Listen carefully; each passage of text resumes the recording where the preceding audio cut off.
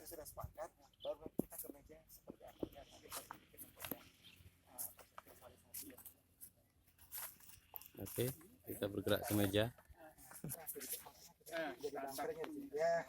Sebelum masuk meja kita harus bikin. Iya. Nyicipin.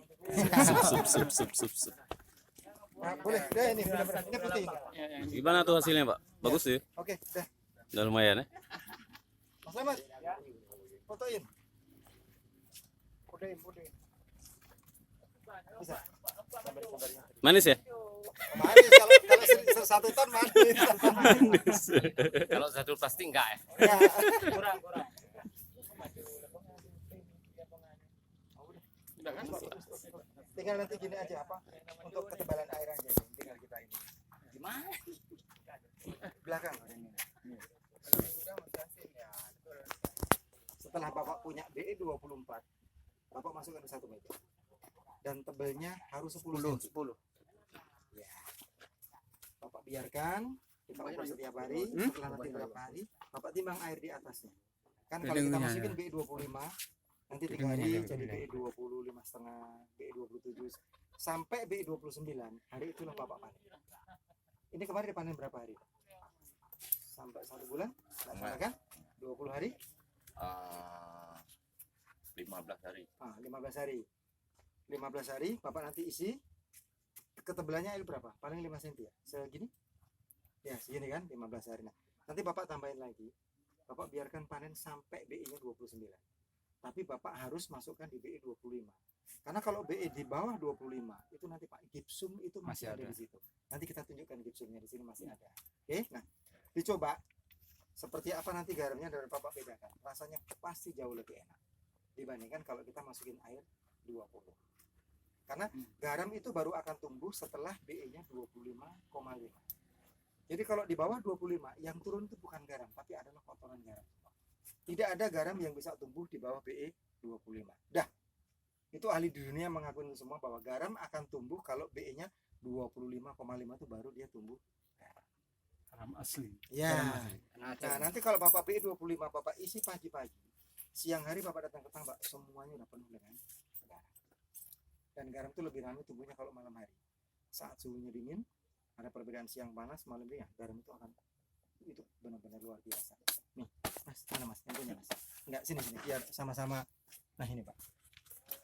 Ini kan enak gelap di sini jadi. Nah, ini. Sampai BE ke-7 yang mengendap itu adalah besi. Bukan garam. Dari BE 7 sampai BE 13 yang mengendap itu adalah kapurnya. Dari 13 sampai 25 yang mengendap itu adalah gipsumnya. NaCl baru mengendap setelah 25,5 garam itu baru Garam. Bapak bisa membuat garam dari BE 15 masuk ke meja, bisa. Kapurnya turun dulu di bawah. Besoknya gipsumnya turun di bawah. Setelah itu baru garamnya di atasnya dia tumbuh. Memang jadi garam. Tapi di bawahnya kan banyak kotoran yang ada di situ. Campur lagi. Pada saat Bapak panen, Bapak jual kapur, Bapak jual gipsum, alangkah kasihannya kita yang makan, Bapak menjual, padahal sebenarnya yang kita makan adalah garam. Ini adalah garam-garam yang kami ciptakan tanpa kandungan yang racun. Dan secara kualitas ini saya sudah oke.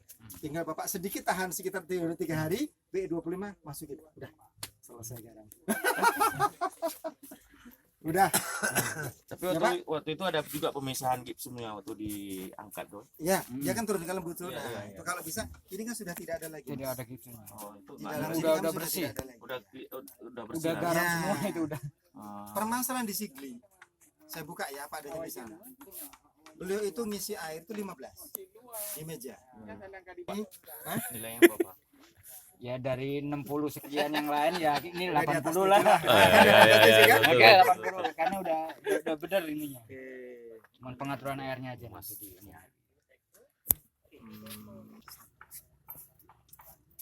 Kalau kita punya lahan 1 hektar atau 10.000 meter persegi yang digunakan meja hanya 1.000 meter persegi, artinya hanya 10%. 10% untuk meja Yes. dari lahan ya. Kemarin yang saya bilang agak semuanya, mohon maaf, artinya belum pas itu pada saat kita melihat kemarin di mana itu yang Pak ini disikli. 10-10-nya dipakai meja semua. Jadi akhirnya airnya itu seperti cuman segitu. Itu Alhamdulillah. salah besar. Alhamdulillah. Ya, Pak Abdullah. Jadi lebih baik Bapak ngisi 10 cm tapi hanya dalam satu tangan. Buat tabungan air tua sebanyak-banyak. Setelah Bapak punya 1-2, Bapak isi. Bapak di tabungan tadi kita punya BE 23 di sini. Halo? Nah, Bapak biarkan. Ya. Bersihin satu meja, Bapak isi 10 cm. 15 hari Bapak panen. Bapak kan punya Mana lagi kan? belum ada. Panen, isi lagi panen. Jadi Bapak setiap hari ini bisa membuat garam karena apa? Meja kersanya hanya 4 maksimal. Ya nanti Bahkan 2 aja tak sudah. konfirmasi ke Pak Heru. Tapi Bapak tidak pernah berhenti panen. Dan kualitas garamnya bagus. Oke, kuncinya satu. Jangan mencampur air muda dan air tua. Air tua itu harus murni dari awal sampai akhir. B. Masukin ke bunker, B-nya 23 atau 24. Biarkan dulu dalam beberapa hari. Ada gipsum-gipsum yang bandel-bandel itu turun di dalam bunker kita. Setelah B-nya 24 maksimal itu baru Bapak sedot menuju ke meja kristal.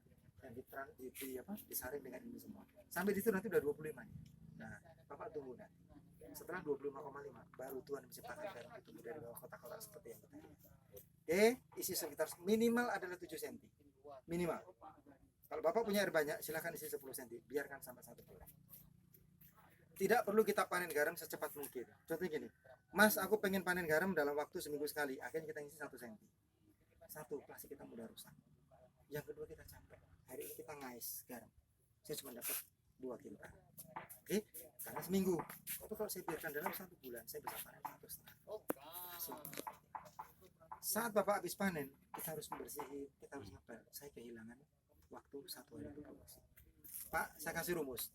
Kalau Bapak sudah masukin BE 25 ke dalam meja, oke? Meja sudah bersih, meja sudah dipel, Bapak sudah punya air 25, Bapak mesin ke situ. Garam itu bisa produksi 1 kg per meter persegi per hari.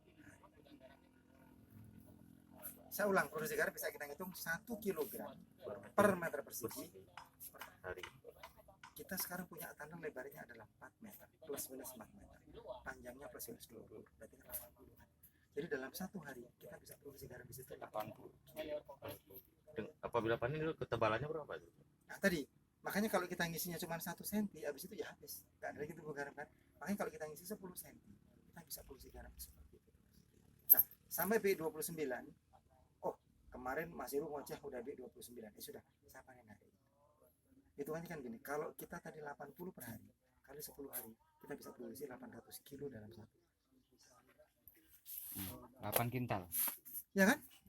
Itu garam yang benar adalah produksinya segitu. Minimal 0,77 on.